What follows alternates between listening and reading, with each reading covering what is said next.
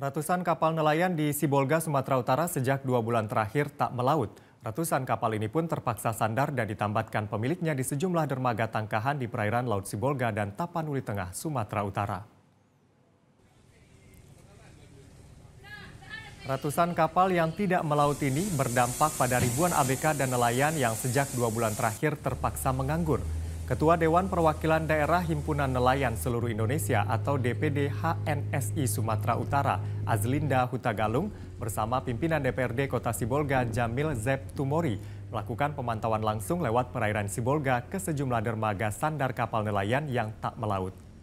Menurut Azlinda, tak melautnya ratusan kapal sejak 2 bulan terakhir ini sebagai dampak akibat penerapan harga acuan ikan atau HAI sesuai keputusan Menteri Kelautan dan Perikanan nomor 97 tahun 2021, di mana penerapan keputusan ini diterapkan untuk menghitung pungutan hasil perikanan atas jenis penerimaan negara bukan pajak, di mana dalam penerapannya di Sibolga dianggap tak sesuai karena harga dari satu jenis ikan sesuai kualitasnya dapat berbeda-beda, jauh di bawah harga patokan ikan yang ditetapkan pemerintah. Pasca melakukan pemantauan bersama pimpinan DPRD Kota Sibolga Jamil Zeptumori, Azlinda berharap ada solusi dari pemerintah pusat terhadap penerapan kebijakan ini.